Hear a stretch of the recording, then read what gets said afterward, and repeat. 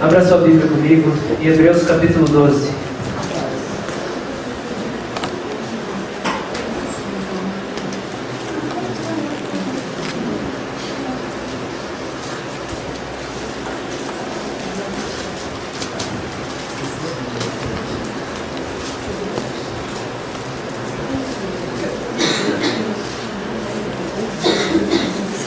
Hebreus capítulo 12.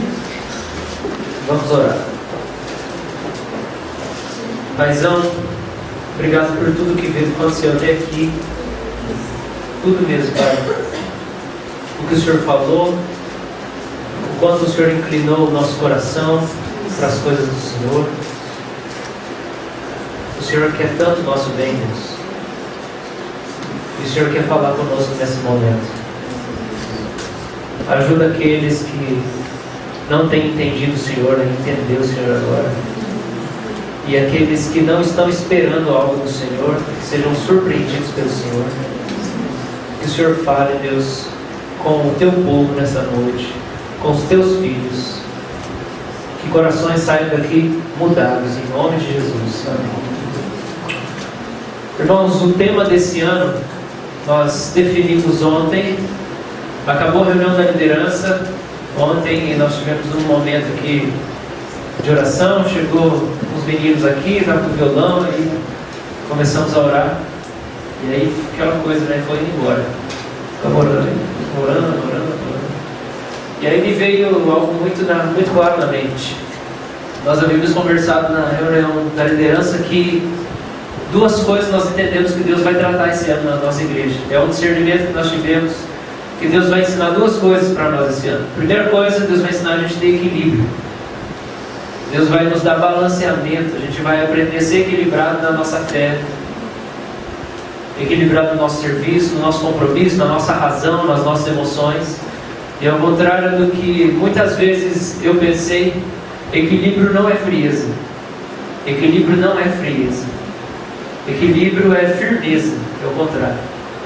E Deus quer ensinar equilíbrio para nós nesse ano. Ele já tem feito isso no nosso meio. E em vez de usar a palavra equilíbrio, nós vamos usar a palavra sobriedade. Ser sóbrio. E essa é a primeira coisa. Desde o ano passado Deus estava falando isso, que esse ano Ele vai tratar, Ele vai nos dar equilíbrio como igreja. Em segundo lugar, Deus vai nos ensinar sinceridade. Algumas máscaras têm que cair na nossa vida. A gente ainda fica tentando ser coisa que não é. A gente ainda fica carregando um fardo pesado demais, tentando ser espiritual demais, ou espirituoso demais, ou tentando aparentar o que a gente não é, né? Ninguém precisa ter dom de língua, apesar de que Deus dá. Ninguém precisa ter dom de profecia, mas se Deus quiser Ele dá. Ninguém precisa pregar, se Deus quiser Ele faz. Ninguém precisa ser igual a ninguém, ninguém precisa orar do mesmo jeito que ninguém. E às vezes a gente pega uma fantasia de alguém e a gente coloca na gente, e a gente fica tentando ser uma coisa que a gente não é. E Deus vai tirar as nossas máscaras esse ano. Ele vai fazer cair as nossas fantasias, porque é difícil demais tentar ser quem você não é. Por isso o tema nosso desse ano, o Bruno já falou, dá para fazer um CD de punk rock com esse nome. Vai ser nus e sóbrios. Nus e sóbrios. A nudez é a transparência, é aquilo que Deus projetou para ser o padrão para nós. A gente sabe que Deus fez um homem para ficar pelado. Ele não fez Adão de roupa, Ele fez Adão sem roupa.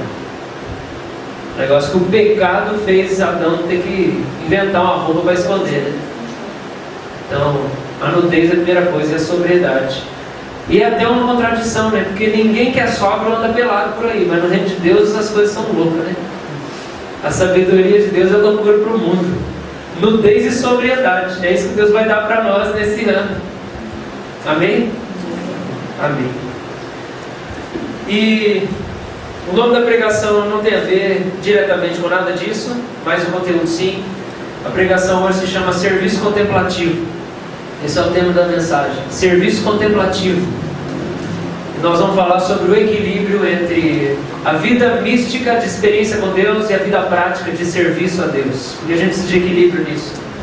Eu acho que até aqui nós e claro que eu também, porque eu acabo projetando muito de mim na igreja, como pastor, fui mais dedicado, eu não sei, eu posso estar falando uma grande besteira a meu respeito, mas eu acho que eu fui até aqui mais dedicado ao que é místico, ao que é contemplativo, ao que é espiritual, ao que é aqui, ó, eu e Deus, do que aqui eu e as pessoas.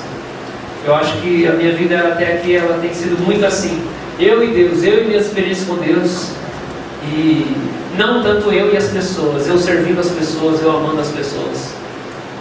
Eu acho que eu posso estar falando uma besteira, talvez vocês me ajudem a entender, porque tem gente que pensa, não, pastor, você faz tanta coisa. Eu acho que às vezes eu não faço tanta coisa, mas a gente vai procurar nessa noite refletir um pouco sobre o equilíbrio entre ter experiência com Deus e viver no dia a dia. Então por isso que a mensagem chama serviço contemplativo, e a gente vai ler Hebreus 12, versículo 1, 2 e 3, e eu vou tentar ser bem sóbrio hoje na pregação.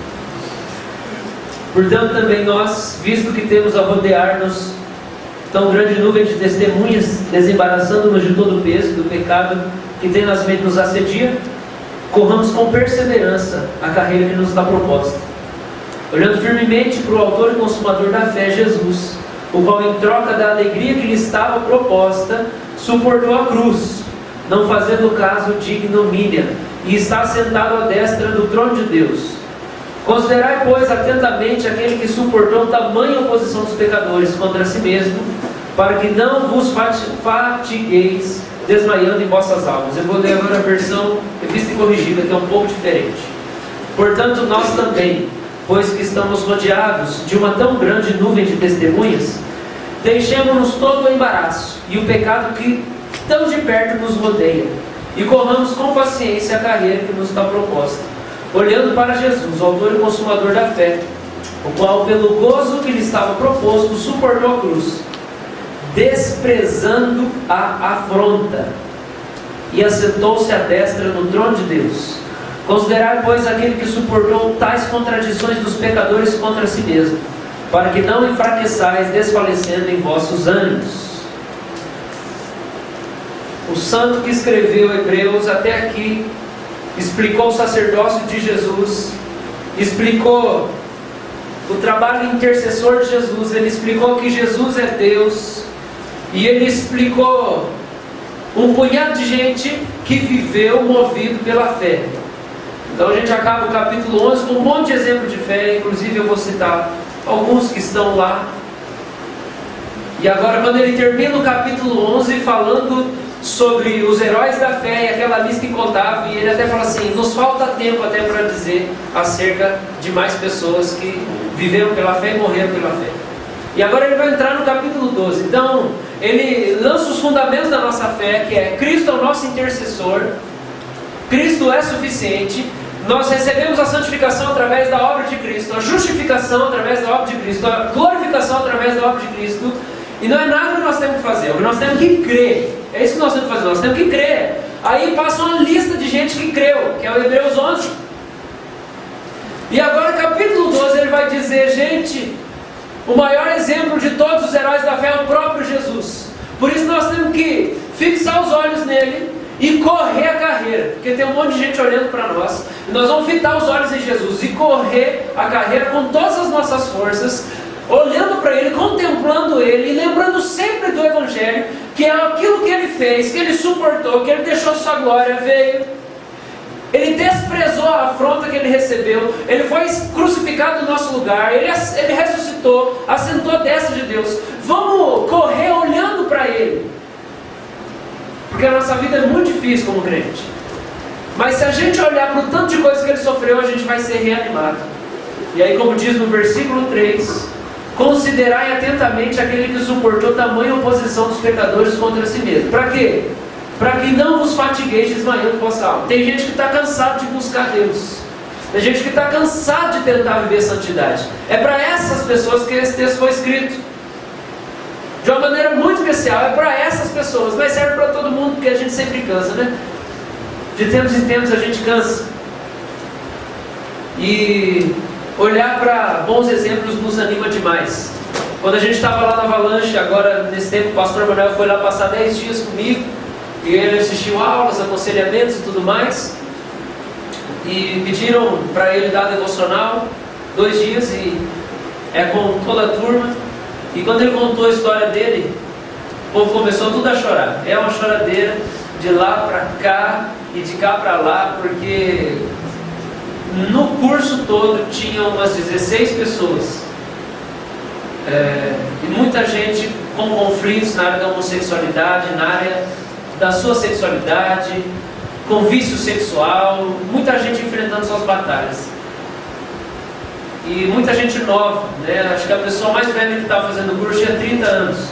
O restante tinha 19, 20 e por aí. E quando o pastor Manuel foi dar um devocional, ele contou parte da história dele, como ele se prostituía, como ele foi homossexual, como ele viveu todas as suas lutas, e como Jesus mudou a história dele, e como ele casou, e como ele virou pai, como ele virou avô, como ele virou pastor, e como Deus usa ele no ministério. E aí o povo começou tudo a chorar.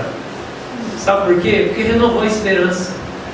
Você consegue imaginar alguém que depois de convertido passa 3, 4, 5, 10 anos lutando contra seus impulsos homossexuais? Você consegue imaginar a cabeça dessa pessoa? Que chega uma hora que pensa assim: eu acho que eu vou largar a mão de tudo, eu vou desistir porque não está adiantando, não estou conseguindo. Alguém que luta com o vício da masturbação, mesmo dentro do casamento, com o vício da pornografia.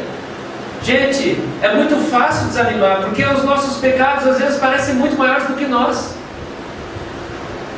E esse texto fala que a gente, correndo a carreira, nós temos que fitar os olhos em Jesus, porque os bons exemplos renovam a nossa esperança.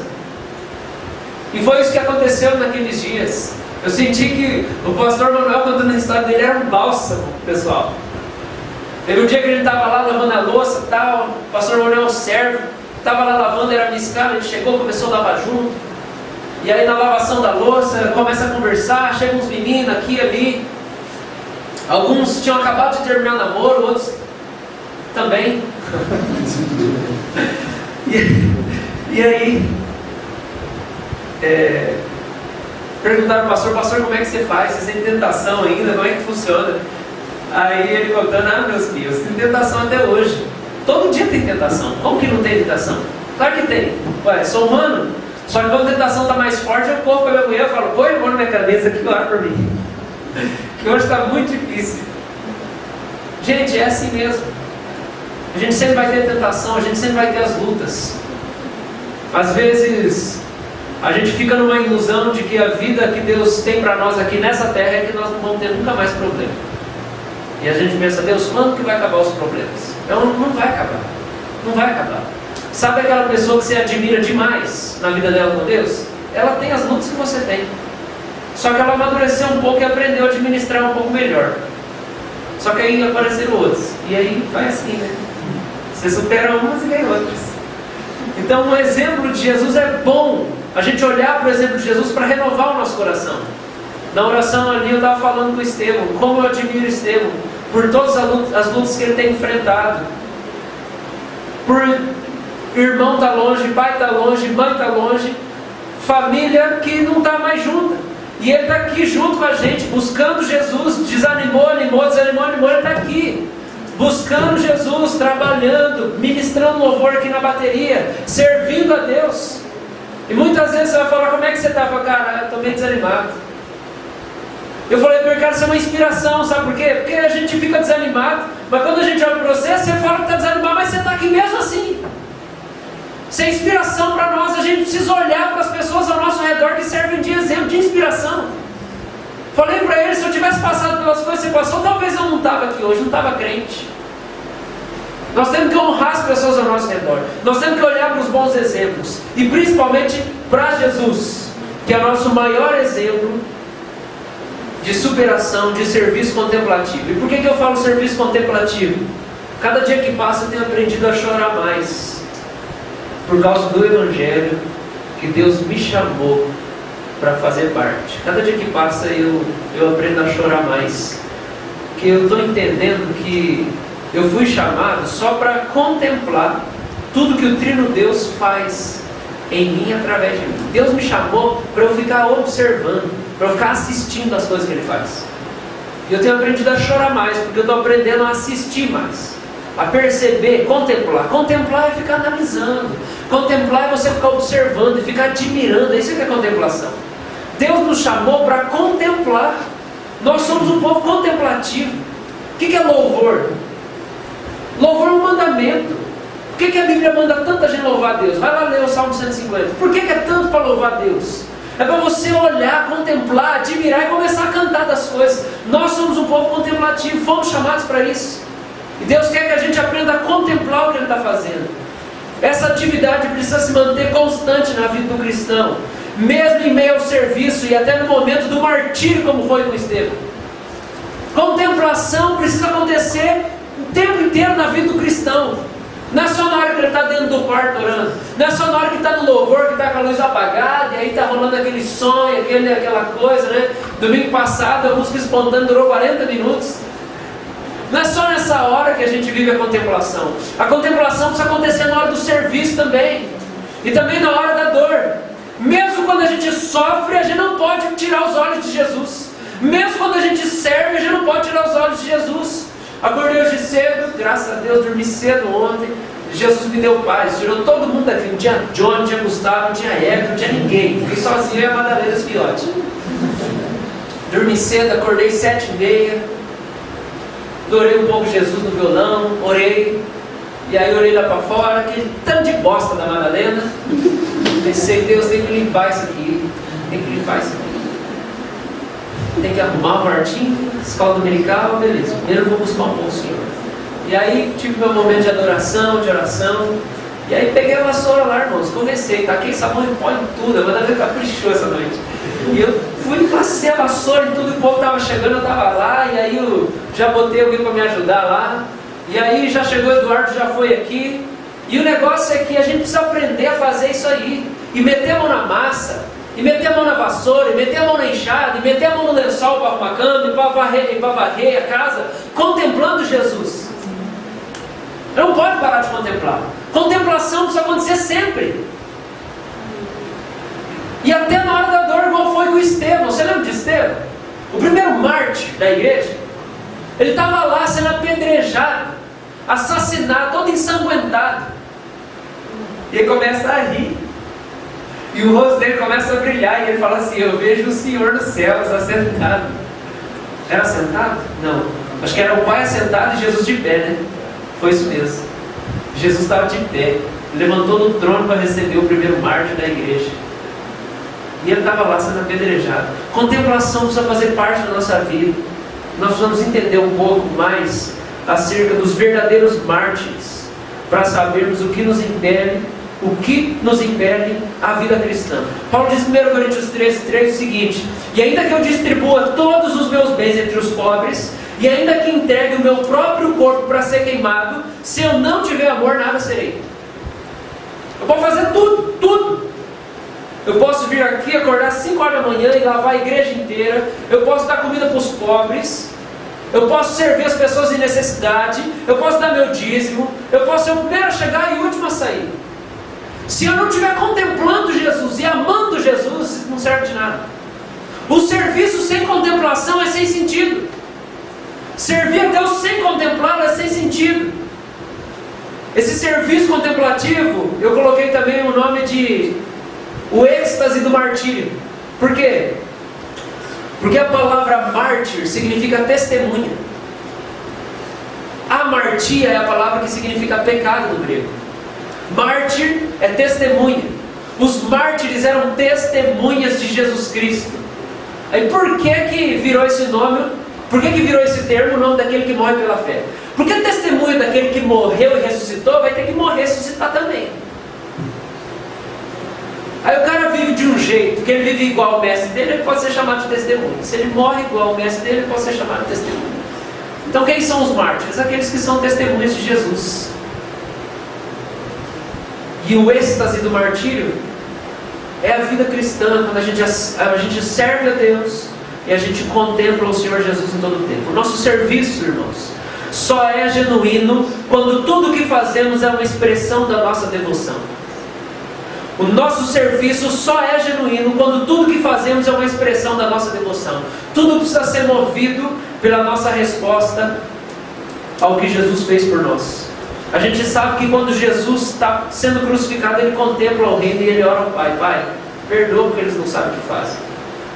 até no momento da crucificação, Cristo contempla o Pai. Contemplação, irmãos. Contemplação. Por que eu estou falando de martírio misturado com serviço? Primeiro porque mártir é a palavra testemunha.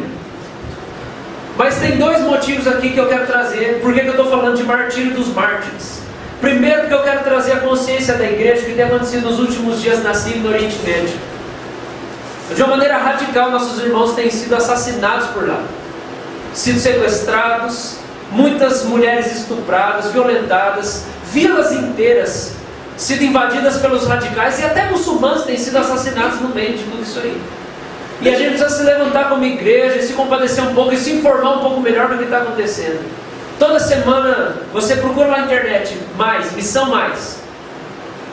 missão de apoio à igreja sofredora. Pastor Mário Freitas, que mora em Vila Velha, no Espírito Santo, tem tomado várias iniciativas para se envolver com a igreja sofredora, como buscar gente lá, trazer famílias de lá, e dar suporte, cuidar de gente. Toda semana eles jejuam por causa da igreja, e ele está sempre atualizando as informações. As últimas que eu tinha lido, eu acho que eu estou desatualizado, é que um pastor estava negociando com os radicais, para eles soltarem pessoas que tinham sido aprisionadas, e tinha conseguido liberar umas 16 pessoas, se eu não me engano. Gente, são os nossos irmãos. Em primeiro lugar, eu queria trazer para você a consciência disso. E eu queria que você entendesse que todos que decidem viver por fé são perseguidos. Todos. Isso acontece desde que Deus decidiu nos resgatar do pecado. Desde o começo. Desde que o nosso irmão Abel foi assassinado. Porque a Bíblia diz que Abel foi assassinado só porque ele agradou a Deus e o irmão dele não agradou. Deus gostou da oferta de Abel e não gostou da oferta de Caim. Aí sabe o que aconteceu? Deus gostou dele, então eu vou matar ele. Irmão, sempre foi assim. Sempre foi assim. E sempre vai ser, glória a Deus. Mas nós podemos clamar, nós podemos participar de alguma maneira do sofrimento da igreja. E Deus pode nos usar para livrar pessoas da morte. Segundo lugar, eu quero falar de martírio, porque o martírio nada mais é que o serviço levado às últimas consequências. É lealdade a Cristo até o fim. É isso que é o martírio. É gente que decide servir Jesus a qualquer preço. Presta atenção aqui. Se nós queremos aprender a servir a Cristo, devemos aprender com os grandes servos, que são os mártires. É gente que serviu com tudo, na vida e na morte. O apóstolo Paulo diz o seguinte: se ele morreu por todos, para que os que vivem não vivam mais para si mesmos, mas para aquele que por eles morreu e ressuscitou. 2 Coríntios 5:15. Os mártires são as testemunhas do Evangelho de Jesus. Ser um mártir é ser um servo contemplativo. E é isso que nós vamos alcançar. Esse equilíbrio entre a contemplação, entre a admiração, entre a adoração, o louvor, a oração, e meter a mão na massa. Jesus conta duas parábolas seguidas no Evangelho de Mateus, no capítulo 21. E ele falando sobre os profetas que foram assassinados. Jesus, ele conta uma parábola falando sobre as bodas que o rei foi dar a seu filho. Então o filho do rei foi casar, e aí o rei foi dar uma festa para ele. E aí mandou seus servos para convidar um monte de gente para a festa. E aí todo mundo que foi convidado não foi. E aí o rei falou assim: então você pode convidar quem estiver no caminho. Pode chamar pobre, gente boa, gente má. E aí os servos vão lá e chamam. Tem um detalhe. Os servos que foram, em primeiro lugar, para convidar as pessoas para o casamento, foram assassinados por aqueles que foram convidados. Por aqueles que foram ser convidados. E a outra parábola que Jesus conta é a parábola dos lavradores. Um homem fazendeiro tinha uma vinha. Ele viajou para outro país e deixou uns homens cuidando da vinha. Quando foi a hora de colher os frutos, ele mandou servos lá para a fazenda para colher. E aí aqueles que estavam cuidando da fazenda mataram esses servos. Aí o senhor, que era o fazendeiro morando em outro país, mandou mais servos, matou eles também. E aí o senhor falou assim: eu vou mandar meu filho, porque aí eles vão respeitar. E aí manda o filho, e aí os caras matam o filho também. São duas parábolas, uma seguida da outra. E o que me chamou muita atenção é que Jesus faz questão de dizer, não só que eles não tinham aceitado o convite nem para o casamento, ou que eles não tinham recebido os servos, mas que eles assassinaram os servos. Jesus está fazendo menção dos profetas do Antigo Testamento, que vieram para trazer a mensagem e foram assassinados pelo povo de Deus. Gente, esses são os verdadeiros servos. São aqueles que entregam a sua vida completamente, por causa do serviço a Deus. Esses são os mártires. Esse é o serviço contemplativo. Nós podemos citar muitos, mas eu peguei especialmente o profeta Jeremias, para poder dar uma passada geral sobre a história dele, para que nós possamos compreender um pouco mais do que é ser um mártir, do que é ser um servo contemplativo. Jeremias profetizou por 40 anos. A função dele foi profetizar em meio à disputa militar. Então tinham 3 reinos. Tinha a Síria, o Egito e a Babilônia. Eles estavam disputando entre si por um território chamado Crescente Fértil. E aí o povo estava querendo apoiar a Síria. E o profeta Jeremias se levanta e fala assim: se rendam para a Babilônia. Não apoiem ninguém nessa guerra. Se rendam para a Babilônia. O que aconteceu? O povo não ouviu. O chamado dele aconteceu quando ele era criança. Logo ele recebeu 2 visões, que está lá em Jeremias capítulo 1. Uma visão ele recebeu sobre uma vara de amendoeira. E vara tem um trocadilho hebraico nesse texto, dessa visão de Jeremias. Deus é muito criativo, ele é demais, é muito massa isso. Porque em hebraico amendoeira e zelo é uma palavra muito parecida. Eu não vou saber exatamente, mas em hebraico a palavra amendoeira é shoked. E a palavra zelar é shaked. E aí, geralmente você lê Jeremias, você não entende nada daquela visão. Mas a visão é muito simples. Quando você lê lá, são os 2 versículos. E diz assim que Jeremias teve a visão de uma amendoeira. E aí Deus fala assim: então, você teve a visão da amendoeira, porque eu vou zelar pela minha palavra. Se fosse hebraico, Deus estaria dizendo assim: você viu shoked, porque eu vou sheked a minha palavra. É a lógica. Deus só está fazendo um trocadilho. Deus é demais, né? O jeito que Ele fala com a gente. Acho que Deus fez assim, ó. Depois Jeremias recebe uma outra visão de um caldeirão fervente, que a boca estava voltada para o norte. Qual que é a mensagem de Jeremias? Renos. Colocando-se como porta-voz do Senhor, Jeremias, ele declara assim: eu fiz a terra, os seres humanos e os animais que nela estão. Agora sou eu mesmo que entrego todas essas nações nas mãos do meu servo Nabucodonosor, rei da Babilônia. Jeremias chega e fala assim: Deus quer que vocês se rendam a Babilônia, o reinado inimigo. A gente vê também no capítulo 22 de Jeremias que os discursos dele em praça pública, alguns anos depois, ele denuncia o governo de Joaquim como ganancioso, assassino e violento. Ele fala assim: vocês não são crente coisa nenhuma. O rei colocou gente para fazer trabalho escravo, gente. Jeremias começa a denunciar todas essas coisas. E qual que é a resposta do povo? Resistência. Os anúncios do profeta se cumpriram. Nabucodonosor, rei da Babilônia, cercou Jerusalém, e o rei de Judá, que estava impotente, se rendeu. O templo foi profanado, os tesouros do templo foram levados para a Babilônia. Parte da elite do povo também foi levada para o cativeiro, com o intuito de impedir qualquer possibilidade de revolta. Isso durou 10 anos. Então você imagina, Babilônia tomou conta, invadiram o templo, roubaram os utensílios sagrados, pegaram parte da elite de Israel e levaram embora, porque aí os cabeças de Israel não iam ter como fazer revolta. Isso durou 10 anos, e eles estavam pagando tributo, pagando imposto para Nabucodonosor. Depois de 10 anos, o que acontece? E o povo decidiu parar de pagar imposto para o rei da Babilônia, e a reação da Babilônia foi imediata e violenta. Jerusalém foi totalmente destruída. E você vai ler lá depois, Neemias, Esdras, que eles vão reconstruir Jerusalém. Porque Deus levantou Jeremias para falar assim: não resistam a Nabucodonosor, se rendam. O povo desobedece, Nabucodonosor entra, destrói tudo, Jerusalém fica totalmente destruída. E assim, Jerusalém foi tomada. Depois do reinado de Zedequias, Nabucodonosor, rei da Babilônia, marchou contra Jerusalém com todo o seu exército e sitiou. Mandou executar os filhos de Zedequias diante dos seus olhos. Também matou todos os nobres de Judá. mandou furar os olhos de Zedequias e prendê-lo em correntes de bronze para levá-lo para a Babilônia. Os babilônios incendiaram o palácio real e as casas do povo e derrubaram os muros de Jerusalém. Gente, foi só destruição. Judá ficou somente o povo da terra.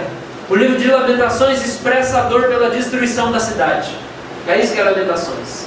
Se você for ler Lamentações, é o povo chorando porque Nabucodonosor destruiu tudo, porque o povo não ouviu a palavra do profeta Jeremias. Lamentações diz: todo o esplendor fugiu da cidade de Sião.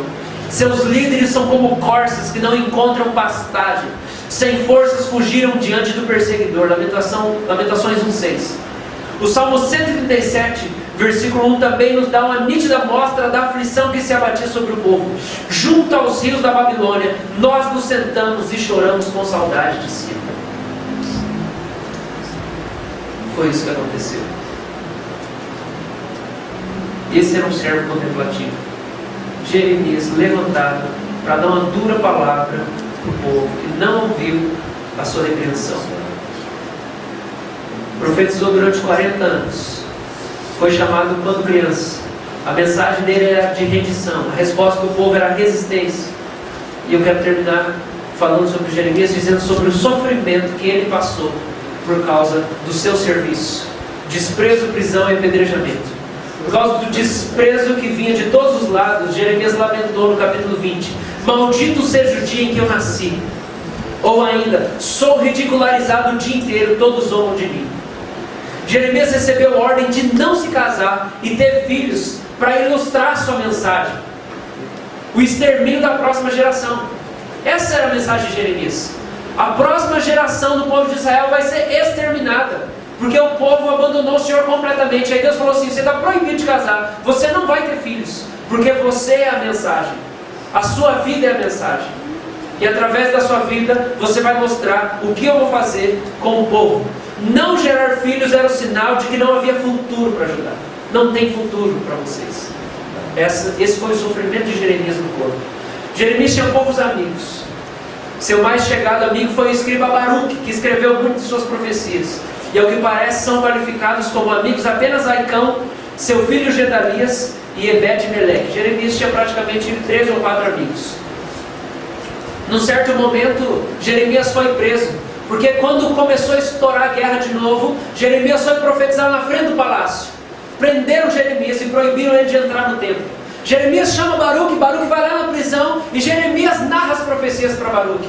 Que 1 ano depois, quando a guerra chega bem perto da cidade, ele manda Baruque ir no templo e ler a profecia diante de todo mundo. Parte da sua mensagem era conversão ou destruição. Deus está destruindo todas as coisas. Nabucodonosor está vindo e assolando com tudo, e vocês ainda não querem ouvir a voz de Deus. Conversão ou destruição. Os outros profetas, que se diziam profetas do Senhor, faziam exatamente o contrário. Eles profetizavam paz, paz. E Jeremias fala assim: eles profetizam paz, paz, quando não há paz. Se não me engano é capítulo 24. Enquanto Jeremias se profetizava, os profetas que se diziam profetas do Senhor diziam tudo ao contrário. E Jeremias escreve assim: fortalecem as mãos dos perversos, para que ninguém se converta de sua maldade, e seduzem o povo com suas mentiras e seus enganos. Ele anunciou as desgraças do seu povo, mesmo quando ele estava preso em tronco, ou quando ele foi jogado numa cisterna cheia de lama, e ele morreu apedrejado. Essa é a história de Jeremias. E eu quero analisar aqui 4 coisas importantes para nós. Nós queremos ser servos contemplativos, porque eu já decidi, eu não estou mais em dúvida se eu quero viver para Jesus. Isso não é mais minha dúvida. Nos primeiros anos de conversão a gente vive dúvida: será que vale a pena ou não esse negócio? Parece que eu vou perder. Tem gente que passa 10 anos na igreja e ainda vive em dúvida, não se entrega radicalmente. Se for você, abre seu coração em nome de Jesus, porque você precisa parar de amar dinheiro, parar de amar o status, o prazer dessa vida, a cobiça. O apóstolo João resume em 3 coisas: a cobiça da carne, a cobiça dos olhos e a soberba da vida. A paixão pelo prazer e conforto desse mundo. Sou servo de Deus, mas eu preciso de coisa boa também, sou filho de Deus. Você precisa só se Deus quiser te dar, irmão. Se Ele não quiser te dar, você não precisa. Porque você não foi feito para viver sentindo coisa boa nessa vida. Você foi feito para experimentar o consolo de pertencer a Deus. Se você ainda não decidiu viver radicalmente assim, você está durante 10 anos pensando ainda se você vai ser um servo de Deus ou não. Porque servo significa escravo, irmãos. É isso que significa. Entendendo que o seu Senhor sabe tudo o que você precisa. E você não precisa nem pedir nada para Ele, porque Ele vai dar. Eu não estou mais em dúvida se eu quero servir Jesus ou não. Eu não estou mais em dúvida. Não estou mais. Não estou mais. Isso não, já não é mais uma crise para mim. Eu já entreguei tudo para Jesus. Já falei, Jesus, quero casar com quem o Senhor quiser. Só fala para mim quem quer. Jesus, eu quero ter o dinheiro que o Senhor quiser. Só fala para mim o que eu vou fazer com o dinheiro que o Senhor me der. Não importa mais. A questão é como é que nós vamos fazer para viver esse negócio agora. E eu já falei para Jesus que o meu sonho é morrer assassinado por causa do Evangelho. Eu quero ser martirizado. Pode ser que Ele não responda a minha oração, mas esse é o meu sonho. Talvez com a minha cabeça cortada, fuzilado. Gente, nada melhor do que morrer por aquele que morreu por mim. Então vamos vida mesmo. Então para nada, quem sabe ela senta eu vou morrer também. 4 coisas que a gente precisa entender para ser servo contemplativo. Primeira coisa, ninguém se faz mártir, mas é feito mártir. Ninguém se faz mártir, ninguém se faz. Não é uma decisão tua virar um mártir, não é decisão tua virar um servo de Deus, não é uma decisão tua. Você não se faz um mártir, você é feito um mártir. Hebreus capítulo 12 diz assim, versículo 2, olhando firmemente para o autor e consumador da fé. Quem gerou a fé não foi você mesmo. Se você não foi chamado por Jesus para viver para Ele, se você não tem uma convicção interna, um testemunho interno de que Deus te chama para seguir Ele, essa não é uma maneira de você pagar a sua dívida com Deus. Nós falamos hoje na escola dominical umas coisas bem interessantes. E uma das coisas que nós falamos é que o Espírito Santo veio convencer a humanidade do pecado. Todas as pessoas sabem que fazem coisas erradas. Em todos os países do mundo, todas as pessoas sabem, em todas as famílias, em todas as cidades, pessoas têm peso de consciência. O Espírito Santo convence as pessoas de que elas são pecadoras, mas nem todas são convencidas de que existe um Salvador que se chama Jesus. Então eu quero dizer para você, se você não for convencido de que Jesus é o teu Salvador, esqueça de servir a Deus para tentar pagar os seus pecados, porque não vai funcionar. Já desiste agora. Ou você tem uma consciência de que você foi chamado por Deus, justificado por Jesus, o autor da sua fé, lavado no seu sangue, e agora você vai servir Ele. Ou você nem serve, vaza da igreja, porque não vai adiantar você gastar a sua vida fazendo coisa para Deus, se você não tem fé. Você vai chegar lá diante de Deus, apresentar um monte de sacrifício que você fez, e você vai ser lançado no inferno, e vai continuar pecando lá por toda a eternidade, sofrendo as consequências do seu pecado, porque o serviço não tira a sua culpa. É a sua fé em Jesus que tira a sua culpa. Então, de duas uma. Se você não se sente chamado por Deus para ser um servo de Deus, ou você começa a clamar para Deus gerar fé no seu coração e para Ele te converter, porque você não é convertido, ou então você desiste do negócio. Porque ficar indo na igreja, fazendo boa obra, não vai te livrar da culpa do seu pecado. E essa é a primeira coisa. Ninguém se faz mártir, mas é feito mártir. Você não vai se fazer um servo. Ou Ele te chamou para você servir Ele, ou já era. Não adianta. E o mais incrível é que Ele chama, né? O mais incrível é que tem gente que Ele não chama e tem gente que Ele chama. Isso é que eu acho curioso. Porque às vezes a gente perde a noção da pessoalidade de Deus. E às vezes a gente pensa assim, converti junto com a cambada lá, eu tenho uma cambada de convertido. E parece que foi uma coisa assim, um fenômeno sociológico. E aconteceu. Como se Deus não tivesse escolhido a dedo cada um de nós e nos chamado para a coisa. Ou você tem convicção de que você foi chamado por Deus para crer em Jesus? Se você não tem isso, você precisa começar a buscar isso, ou então desistir desse negócio. Porque o serviço não é para você. Porque senão é só serviço sem contemplação. Está entendendo? Se você não tem convicção de Jesus como aquele que te chama para servir Ele, que morre por você, e Ele está te chamando, Ele escolheu a dedo, Ele conhece teu nome, Ele te escolheu na eternidade. Ou então não vai ter contemplação. Você vai contemplar o quê? Você só vai servir, fazer. O que vai te animar a continuar? Se você não consegue ver Ele te chamando e lembrando de tudo que Ele fez por você, não vai ter. É só serviço, é ativismo. Isso não serve. Eu não quero assim. Pior de tudo é que você vai chegar no fim lá, achando que isso vai aliviar a sua culpa e não vai aliviar nada. Amém? Segunda coisa, versículo 2 também, diz assim: olhando firmemente para o autor e consumador da fé, Jesus, o qual, em troca da alegria que estava proposta, suportou a cruz, não fazendo caso da ignomínia.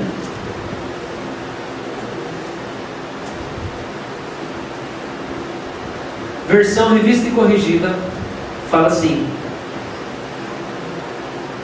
suportou a cruz, desprezando a afronta. E eu prefiro essa versão aqui para poder dizer o que eu vou dizer. Porque a primeira coisa, para sermos servos contemplativos, para sermos mártires, para sermos testemunhas, esses três termos, quando eu usava, está referindo a mesma coisa. É gente que conhece Deus e serve a Deus e vive para Deus. Primeira coisa é, ou você tem consciência de que você não se fez isso, foi Deus que te fez e te chamou. E a segunda coisa é, você precisa desprezar a vergonha. Jesus desprezou a afronta. Você precisa desprezar a vergonha, ao invés de desprezar aqueles que o fazem sentir vergonha. É isso que aconteceu com Jesus. As pessoas fizeram Jesus sentir vergonha. As pessoas humilharam Jesus. Jesus foi crucificado pelado. Tem o crucifixo que a gente usa, ele está com a tanguinha. Ele estava pelado na cruz. Essa é a verdade. Jesus foi humilhado. Ele não foi só espancado. Ele foi deixado nu. Ficar nu na frente dos outros já é um negócio vergonhoso. Imagina você ser espancado na frente dos outros. Isaías 53 fala que o rosto de Jesus foi considerado como seixo, como uma pedra. Eles batiam na cara de Jesus como se fosse uma pedra. Eles se arrebentaram com Jesus. Jesus estava sangrando. É claro que não tinha beleza nenhuma nele.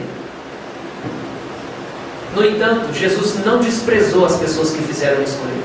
Jesus desprezou a afronta e a vergonha que ele sentiu.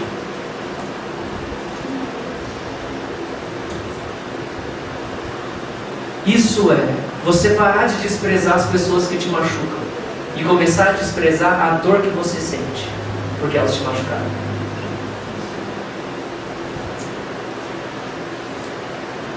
Como você lida com a afronta que as pessoas fazem com você?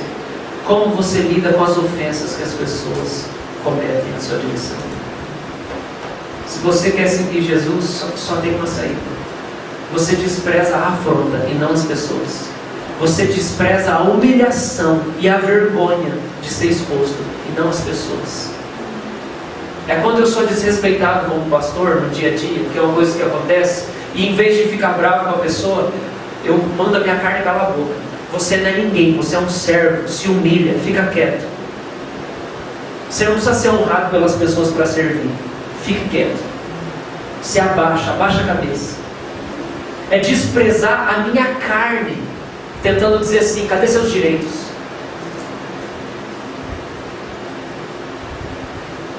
Jesus desprezou a afronta. E aí eu pergunto para você: como você tem lidado com as ofensas que as pessoas causam? Ou você está o seu coração cheio de amargura contra as pessoas, ou você não está, porque você declarou guerra contra a carne. É a única saída. Irmãos, o único jeito da gente não odiar as pessoas é a gente declarar guerra contra a carne. Esses dias eu estava orando, sei lá, faz uns 2 meses. E aí, eu não lembro, eu sei que eu estava em algum ônibus. Onde é que eu estava, não sei. Eu estava em algum ônibus. E aí me veio um pensamento.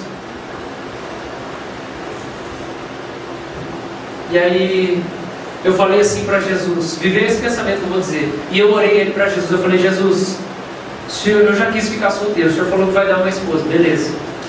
Jesus, eu quero dizer que é uma coisa só que eu queria acrescentar nos pedidos. Vai ficar assim. Aqui, ó. ela precisa lutar contra o pecado. Ela precisa ter declarado guerra contra o pecado. Se eu tiver uma companheira que declarou guerra contra o pecado, pode ser a mulher mais feia do mundo, a glória de Jesus vai brilhar. Você é o cara mais feliz do mundo. Que ela vai declarar guerra contra a preguiça dela. Ela vai declarar guerra contra a mágoa dela. Não, sabe aqueles casamentos que é só, nossa, xaropice, xaropada? É tudo ofende. Aquele namoro é assim, não sei o que, você. Se você tiver uma mulher que declarou guerra contra o pecado dela, contra a carne dela, não vai ter esses negócios. Porque quando ela ficar de mimimi, ela vai dobrar o joelho e vai falar: Deus, tira essa desgraça de mim. Tira essa desgraça de mim. O casamento vai ser o céu. O sexo então vai ser, ó.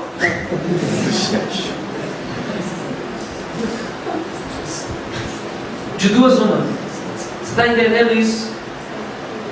Se você declarar guerra contra a sua carne, você não vai ter mágoa das pessoas.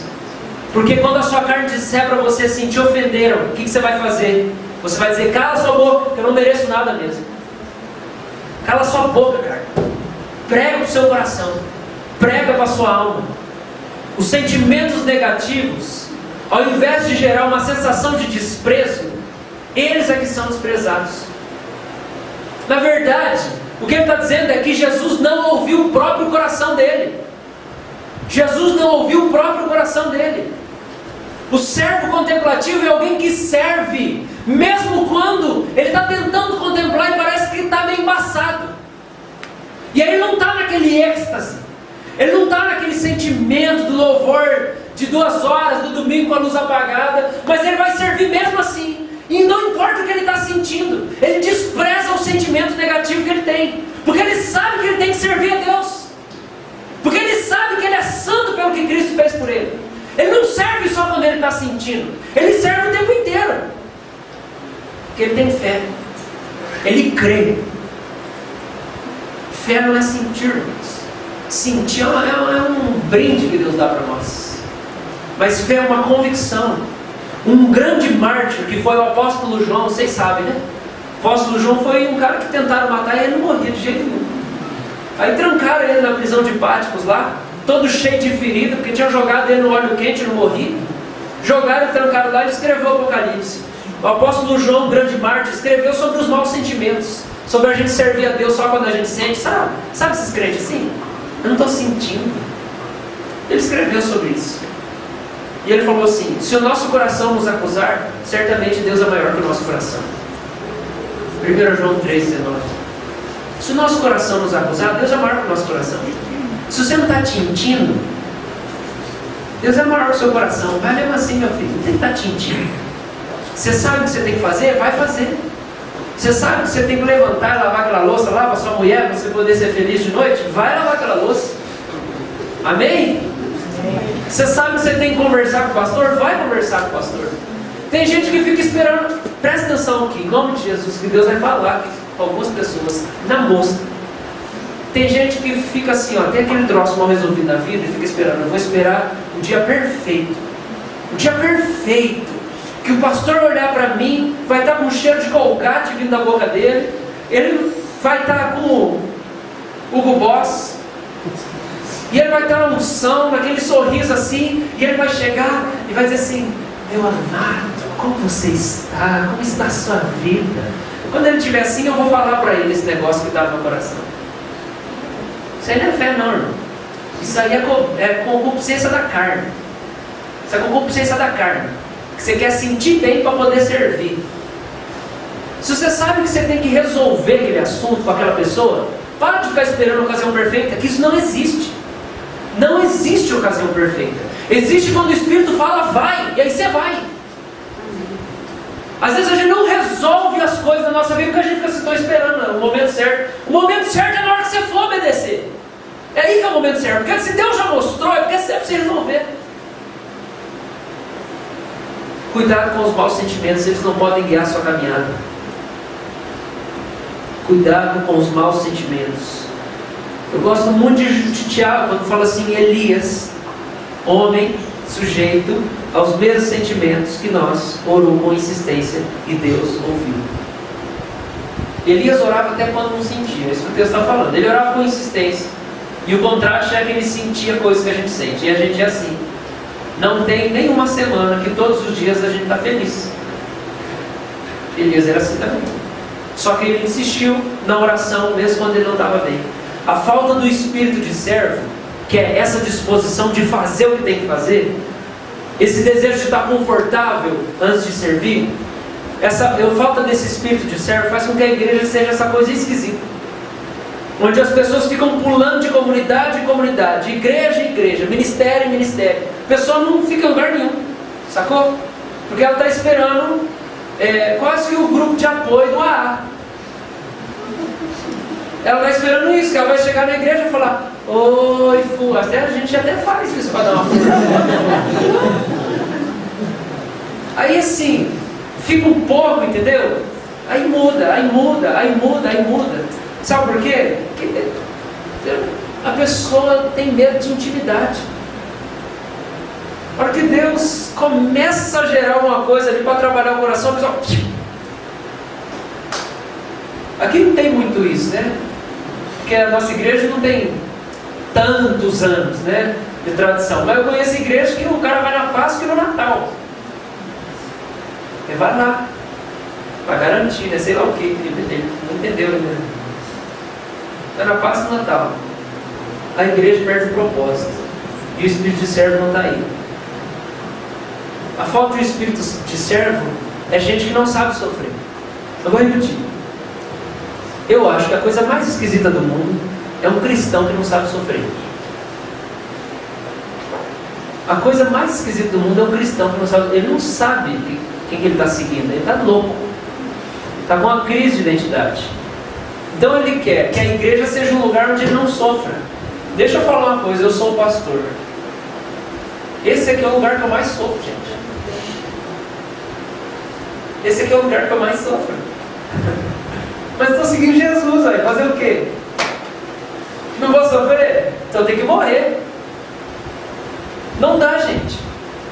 É contraditório ser cristão e não querer, e não saber sofrer.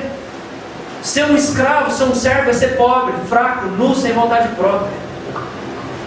Mas no reino, ele é rei. É o mendigo rei. Conhece o mendigo rei? É o que Jesus fala.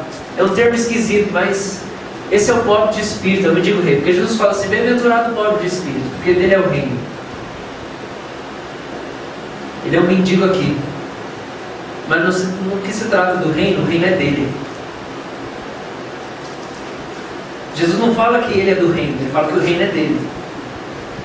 É um mendigo rei. Aqui ele não tem nada, mas no reino de Deus, ele é rei.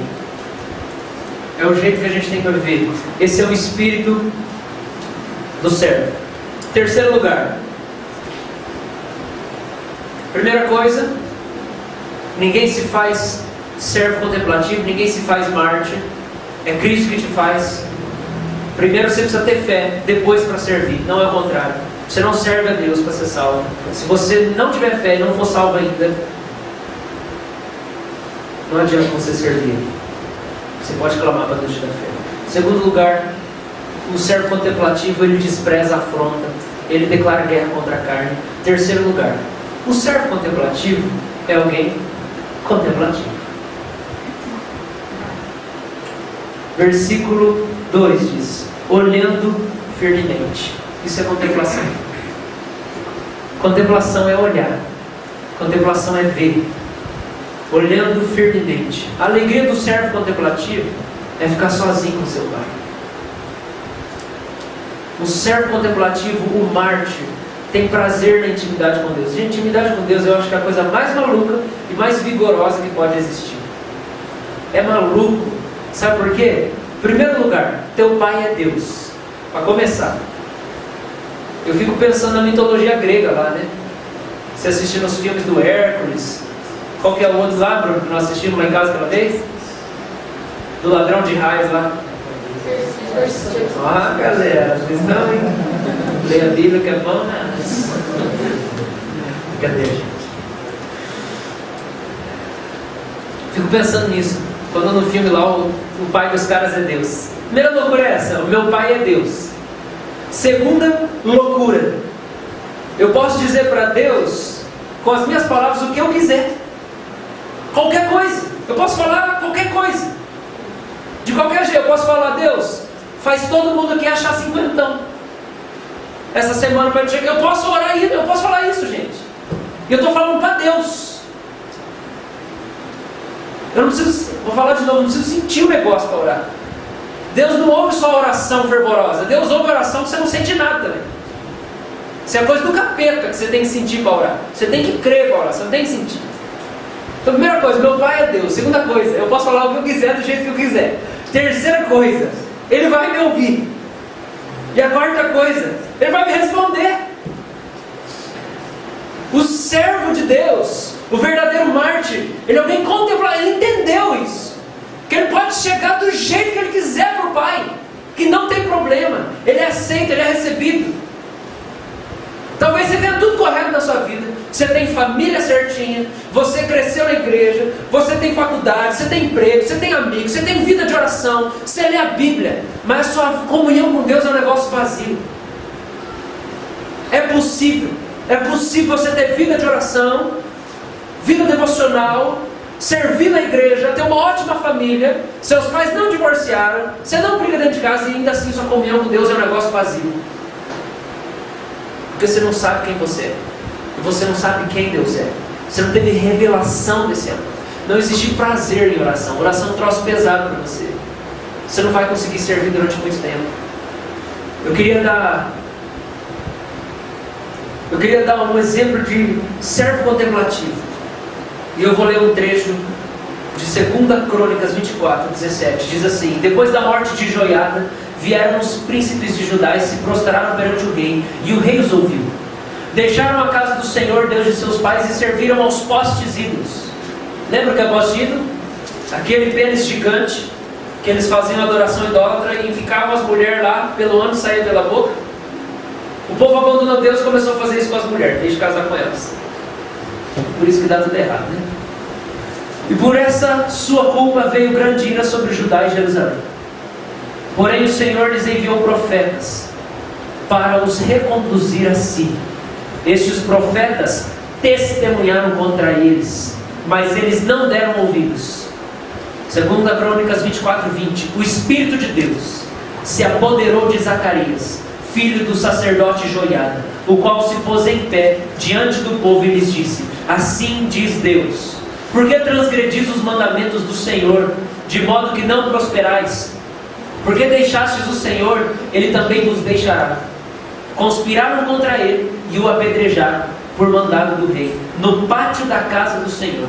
Assim o rei Joás não se lembrou da beneficência que Joiada, pai de Zacarias, lhe fizera, porém matou-lhe o filho. Este, ao expirar, disse: o Senhor o verá e o retribuirá.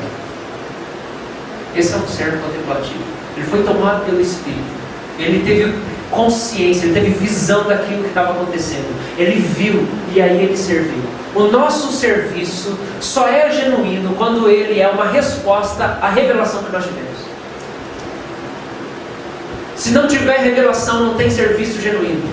Não tem serviço que agrada a Deus. Entenda uma coisa: sem fé é impossível agradar a Deus. Se você servir Deus sem entender Ele, sem crer nele, você não vai agradar Ele. A revelação de Deus é a força motora do serviço. Sem a contemplação não existe poder, muito menos disposição para o serviço. Se você não vê o quanto Deus te ama, e isso não encher o seu coração de amor, é claro que você não vai querer servir. Paul Washer fala um negócio que para mim é muito claro. As pessoas dizem o quanto Paulo era apaixonado por Cristo. Na verdade, a grande fonte do sacrifício de Paulo não era o quanto ele era apaixonado por Cristo, mas o quanto ele viu da paixão que Cristo tinha por ele. Isso é revelação, isso é contemplação, é ser constrangido pela grandeza de Deus. Irmão, se eu não tivesse tido aquela experiência com Jesus no carnaval de 2005, não ia ter acontecido nada na minha vida.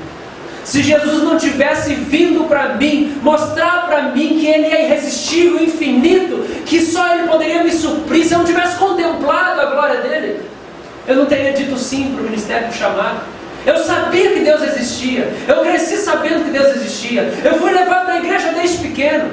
Eu sabia quando eu fazia as coisas erradas. Eu chorava na minha cama antes de dormir à noite, porque eu sabia dos meus pecados. No entanto, eu não queria me arrepender. Eu não queria saber de Deus. Eu não teria dito sim para Deus. Só depois que eu contemplei o amor dele por mim. Só depois que eu tive a revelação da sua graça, é que eu pude dizer sim para o serviço. O servo contemplativo precisa viver uma vida de contemplação. Tem um cantor americano, Phil Wickham, que canta uma música, eu gosto muito, que ele fala assim: I can bow low enough, I can bow low enough at the vision of you, my God. Eu não consigo me prostrar baixo o suficiente diante da visão do Senhor, meu Deus. Eu queria que o chão fosse mais baixo, para eu poder enfiar a cara mais embaixo diante da visão do Senhor. Por quê, irmãos? Porque a visão do Senhor gera humildade e serviço. É só a visão do Senhor que gera humildade e serviço no nosso coração. Sabe por quê? Porque Jesus é a humildade encarnada. Se a gente não vê a humildade encarnada, não vai ter humildade em nós. Não vai ter serviço em nós. O nosso serviço só é uma consequência da visão que a gente tem dele. E quando a gente vê Deus, a nossa vontade é enfiar a cara no chão e fazer tudo que for preciso, tudo que Ele quiser, é se entregar e abandonar tudo por causa dele, por causa daquilo que a gente viu. E assim como o servo contempla, ele também proclama o que viu.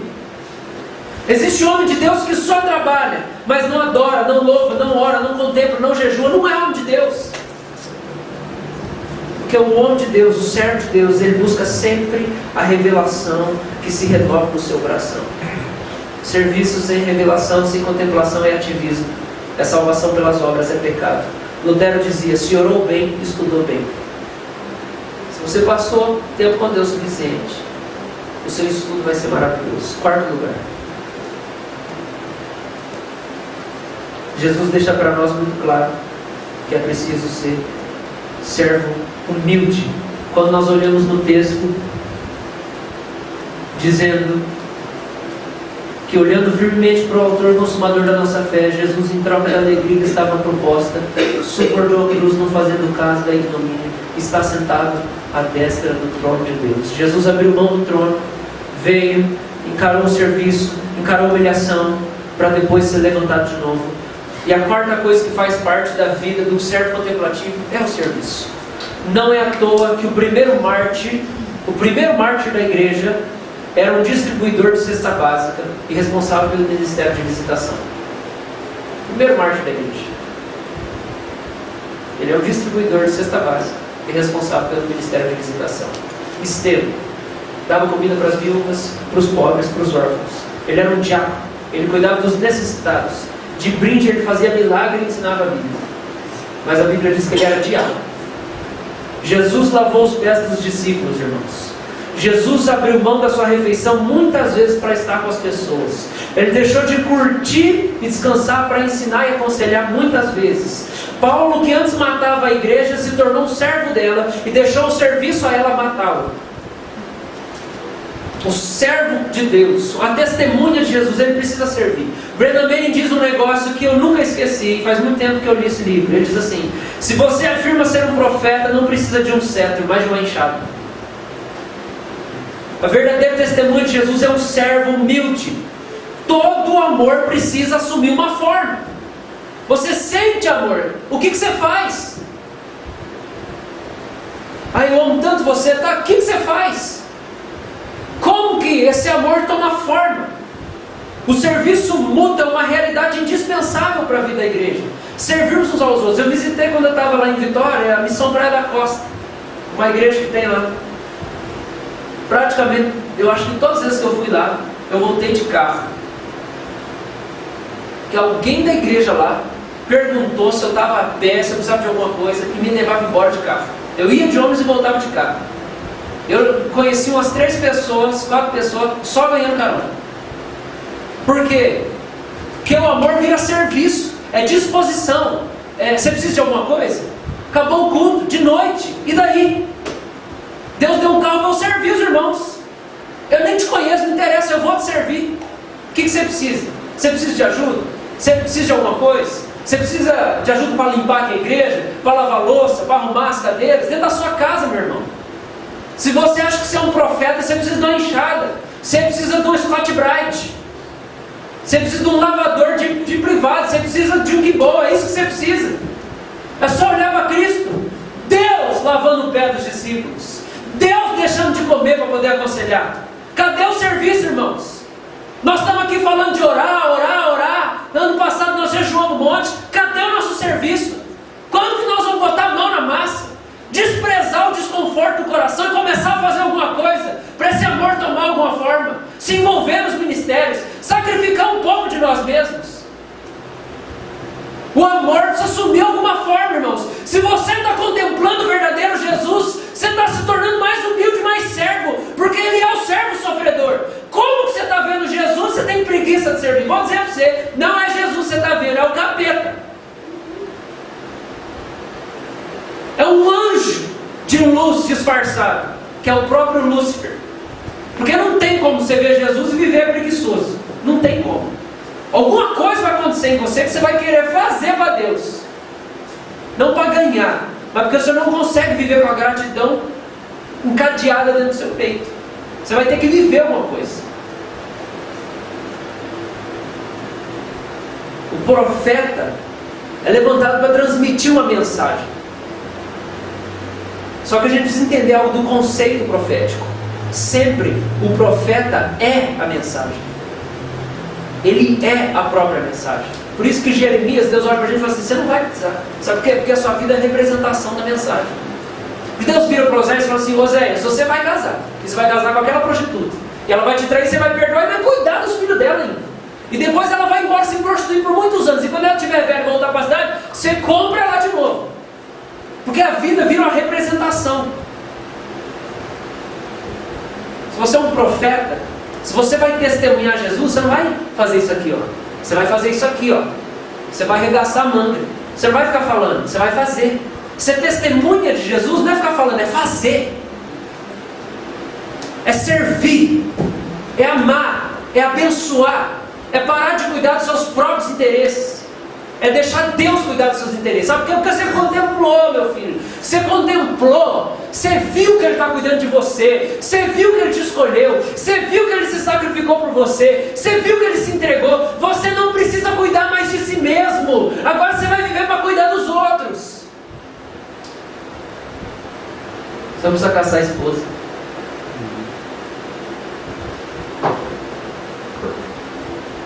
Irmãos, eu não vejo a hora da minha esposa se manifestar, para que todos creiam que eu não preciso cuidar de mim mesmo.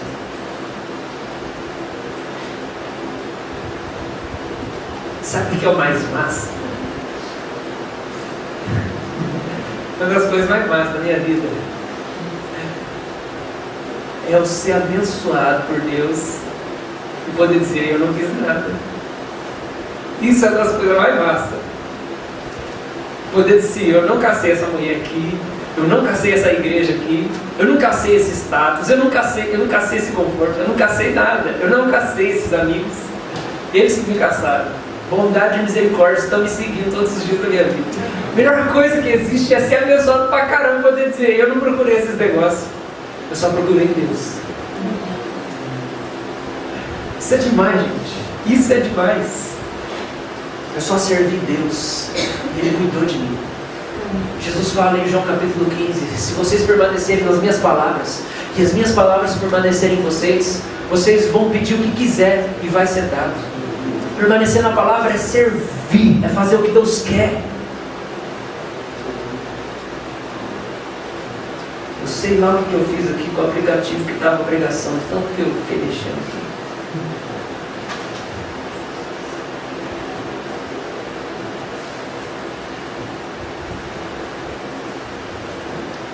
Está recebendo aí? Amém? Amém. Você está querendo controlar o seu tempo ou você decidiu que Deus vai fazer a pregação no teu tempo que Ele quiser? Você é o Senhor do seu tempo ou Deus é o Senhor do seu tempo? Você ainda está querendo reinar? Relaxa aí, meu filho. Você vem uma vez aí na semana, eu vou ficar bem relaxadinho.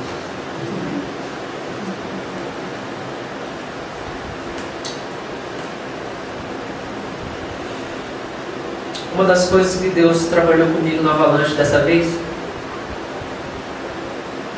foi minha preguiça.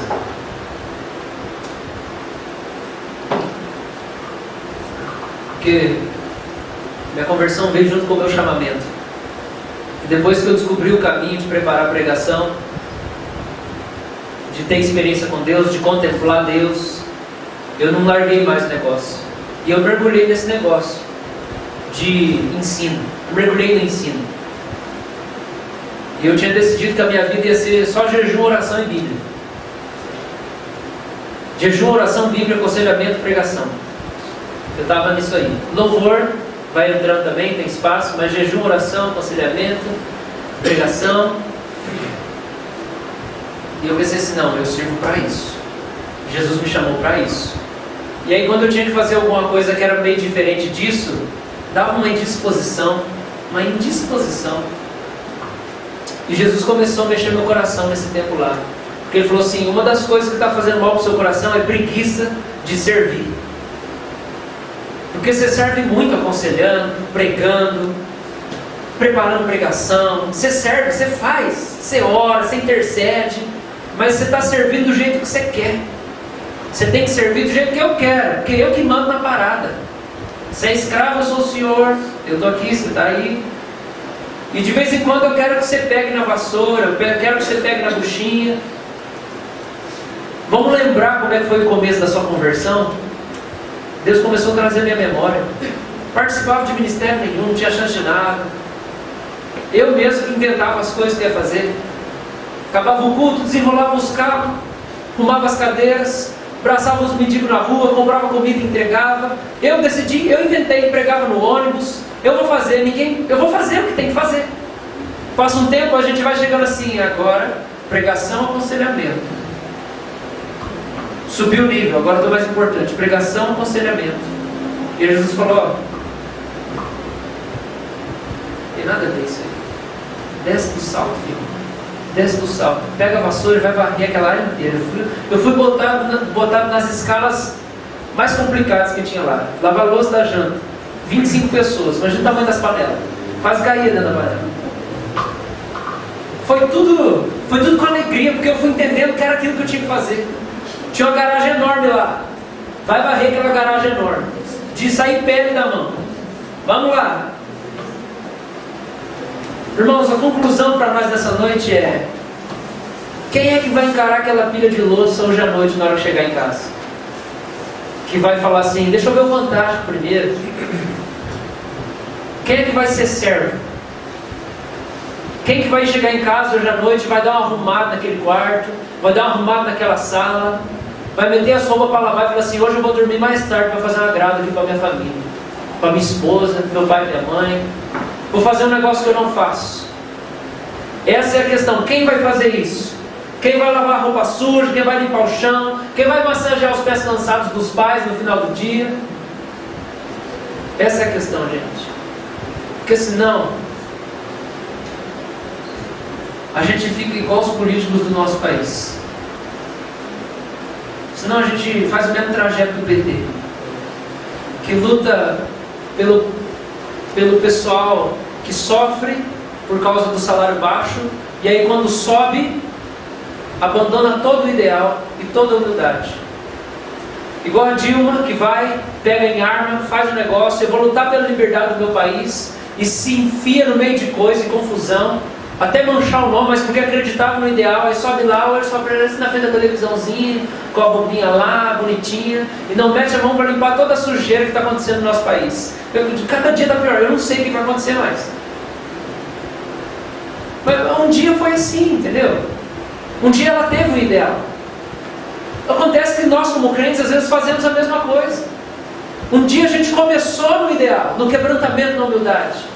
Mas a gente acha que chegou num nível que não dá para entender como que a gente faz isso. Que a gente não tem mais que fazer as coisas simples. Irmãos, o servo contemplativo, ele contempla, ele declara guerra contra a sua carne. e ele serve. Então a questão é, quem vai orar e lavar o chão? Essa é a questão. A questão é, nós estamos indo para a igreja nova. Lá a gente vai pagar um aluguel 5 vezes mais. Aqui o aluguel é 1.000, lá o aluguel é 5.000. Quem vai deixar de comer para dar uma oferta maior por causa do serviço da obra de Deus? Quem vai fazer isso? Quem vai jejuar por causa daquele condomínio de gente rica e milionária que tem lá na frente? Quem vai dobrar o joelho? Quem vai chegar mais cedo? Quem vai ser? Esse é o negócio. Sabe por quê, gente? Porque senão nós vamos ficar uma comunidade de gente que só vem para ficar aqui, ai minhas queridinhas, ai porque é minha vida, ai porque é meu coração. Um monte de gente feridenta, um querendo sugar do outro. O negócio com Cristo é que não importa se você está 100% ou não, você tem que meter a mão na massa e servir. Não tem esse negócio. Quando eu tiver 100%, você não vai, meu filho, é só na glória. Eu não queria pregar hoje. Muitas vezes eu subo no púlpito sem a grande disposição de pregar. Às vezes o meu coração pega fogo, às vezes o meu coração está angustiado. Mas eu tenho que vir pregar. Eu tenho que servir. Você precisa servir em nome de Jesus. Vamos orar? Se coloca de pé. Vou chamar o grupo de louvor.